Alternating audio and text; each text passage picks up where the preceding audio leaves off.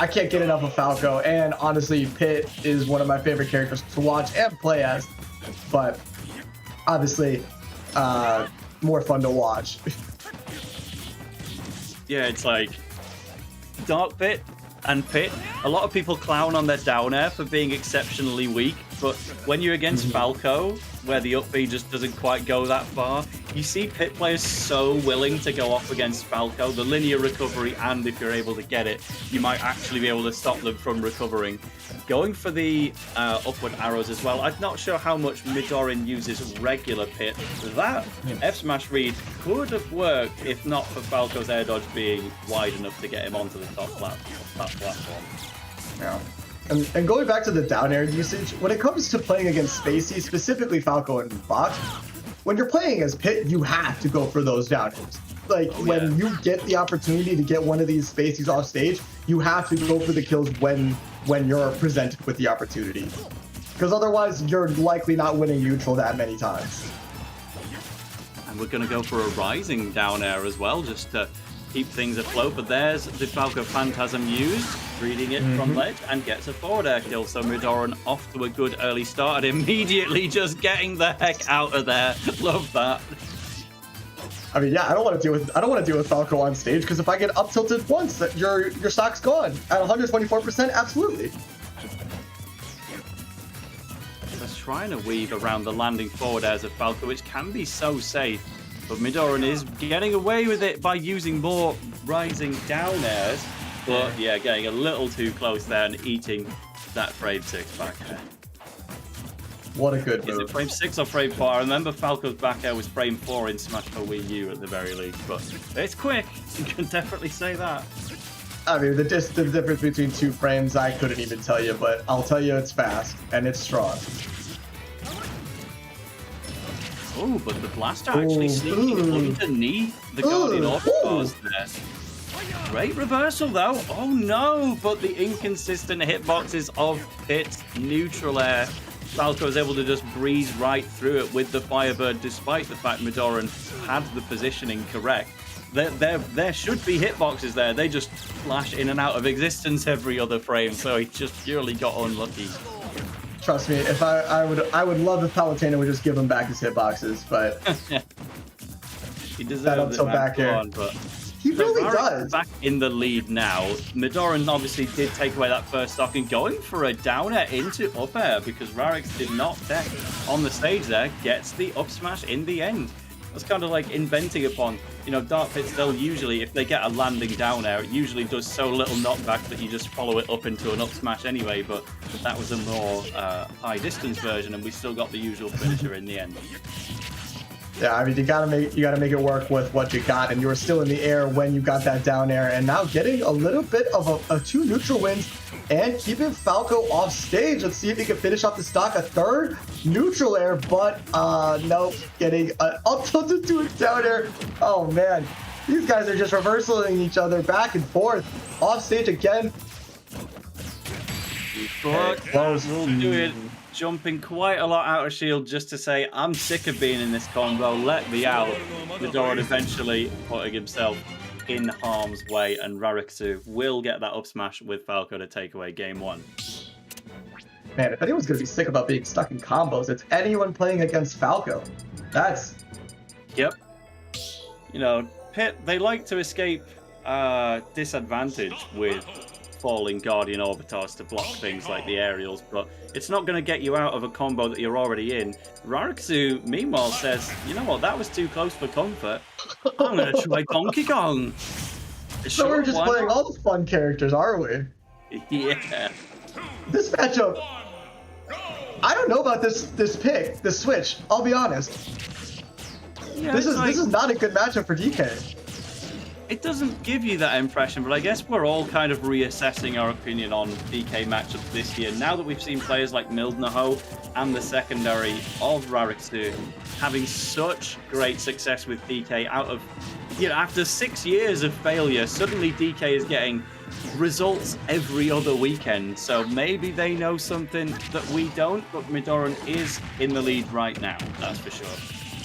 Wow, what a scoop on that up tilt. I've never seen that up till do that. Oh, okay, but I've seen that down air do that many times, and I love it every time. Yep, there's really just not much that DK can do about that if he's forced into a recovery situation. Even Dark Pit's famously clowned on down air can look like a good move when it's against Donkey Kong. Honestly, and recovery, that was my biggest thing about this matchup is DK is just straight up combo food for Dark Pit. Give it, even with his inconsistent hitboxes and the recovery, you can just down air that and it's free edge guarding. Yeah, that seemed like quite a telling giant punch out of disadvantage.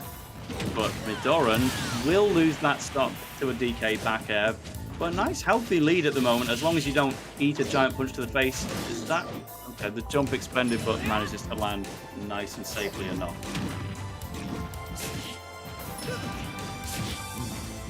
Yeah, Midorun says, well, I don't need to be on stage right now. I'm winning. I've got a projectile. You don't. Deal with this.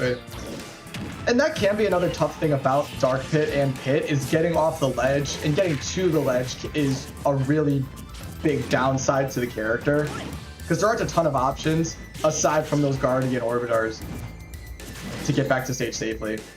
Oh no, Rarikkusu. The second failed giant punch of the game, and then also buffers an air dodge afterwards. I mean, even if the buffered air dodge didn't come out, Midorun probably had it scouted, but he'll also just lose the stock to a ding dong, and now we're back to even. What year is it? Big 2025 has some crazy ideas. Like, what if we just went back about 10 years? Honest, what a concept. Oh no. Yeah, and this is that time where you can really get so much mileage. 62% on Midorun, finally getting back to the stage. Could have taken more percent, but getting back and reversing the situation. Exactly. Rarikkusu was mainly focused on trying to get a down air, knowing that Pit has to go to ledge, otherwise you're just going to breeze onto the stage with no hitbox active. If you can time it right, you will take the stock, but trying to do it with a ding-dong instead. It's a slightest lead for Midorun, but it sure doesn't feel like it until you get that shield pressure.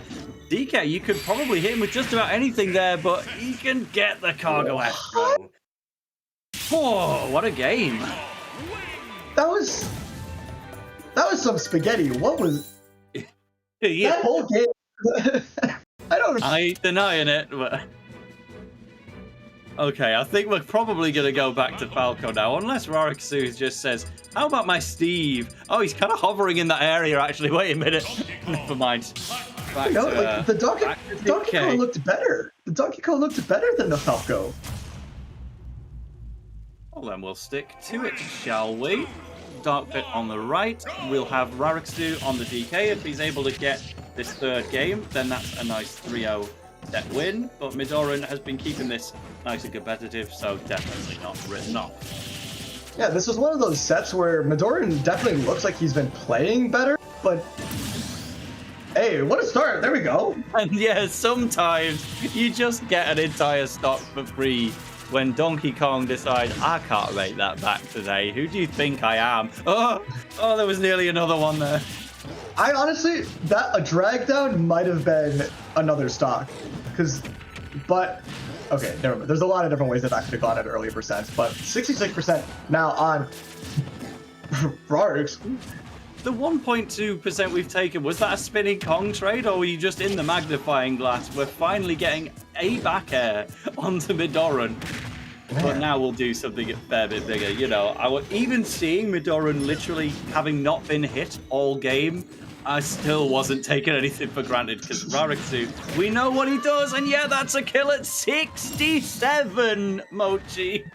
This is unbelievable. I feel like I'm back in high school watching Donkey Kong at 2GG Civil War. This is not what I thought I was signing up for when I hopped into the Discord server. So I think Mr. R is even in Japan at the moment, and yet we're getting the Mr. R DK kill compilation in Big 2025 here at Delta 11. My goodness. I think I just aged myself a bit with that one. But taking a stock. You and me too, brother. That's what Midorun needed to see. Again, you at least want to get one game to reward how closely this has been going, and maybe try and force Rarikkusu back onto the Falco, see if you can learn a bit of both on the fly. But absolutely covering space with just Nair and up air. That's all you need until Rarikkusu says, what if I trade with your unreliable Nair and then also just kill off it? My up smash time at 60%. Rarikkusu can so come back into this.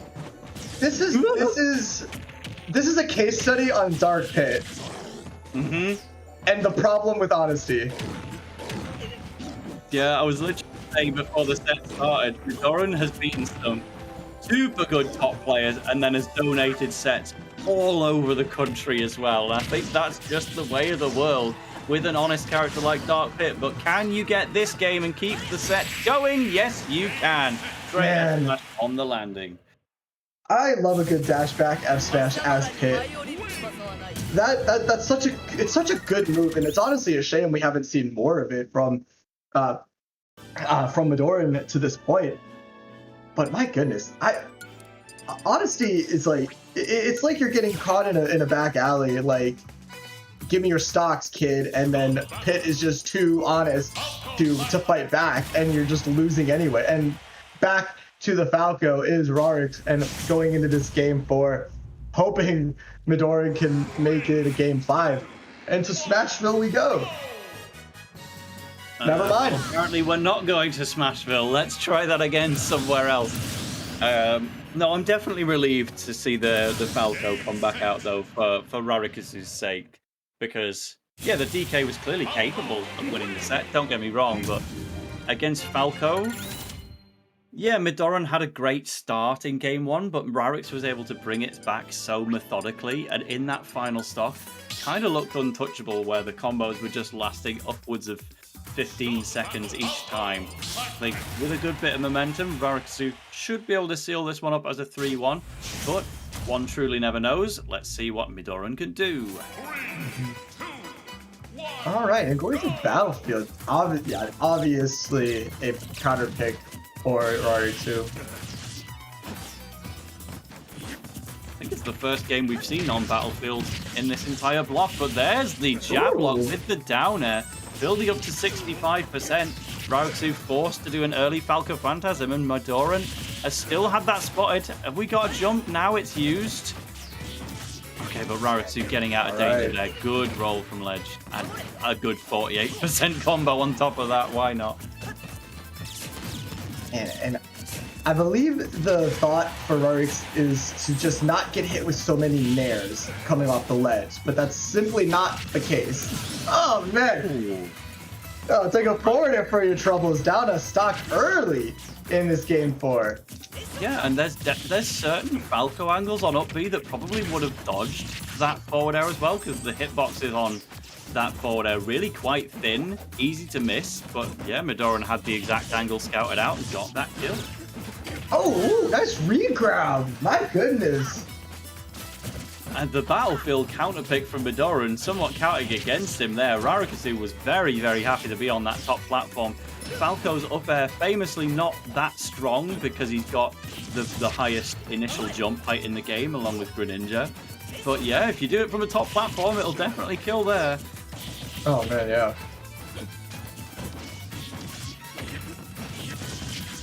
Okay, nice little combo, evening up these percents. Yeah, and quite a lot of end lag on the Pit forward air when it's hit on shield, so a great punish from Rarikkusu just to get straight in there with a fair. Forced to recover there. That was the last of Pit's jumps, but Rarikkusu wasn't hovering at the ledge for any kind of 2-frame attempt, was just going for pure stage control instead. And yeah, and at these higher percents, looking for up tilts from both characters, honestly, but the back air sealing out the stock just as easily. Yeah, totally. We even saw an up-angled forward tilt from Rarikkusu, which is not something I see with Falco very often, but it was moments before his demise on that second stock. Great back air, not quite KOing. I think Midorun had some slightly shaky DI on there because he was probably preparing an attack and didn't expect to be in a trade situation. So a little lucky to survive that one. And then the up smash on the neutral get up. Yeah, a little more expected. Yeah, when you side beat to the ledge 3 times in a row, nah, kind of limiting your options. I'm really liking this we're going outcome. all the way off steady on Rarikkusu. Does have a comfy lead, but Midorun getting things going again. Rarikkusu for the second time recovers super duper high. Just to say, I don't want to deal with even a single one of these arrows, because if it takes my jump, it might take my step. Oh, great up smash on that. I'm surprised the whole thing connected, considering it didn't use the scoop hitbox, but it definitely wasn't central. Huge weight on the down throw. Oh my, but nothing doing to the up tilt in the back air. Ah, Rarikkusu holding the poise in the end to take the set. Ah. Yeah, you did a great job, Midorun, of getting out of that ledge situation, but the moment he thought he had a punish with a slightly slow move like the F-tilt, famously Pit's F-tilt is slower than his down smash. Just for good measure, yep, Rarikkusu was able to spot dodge that one and immediately get a Falco kill off of it.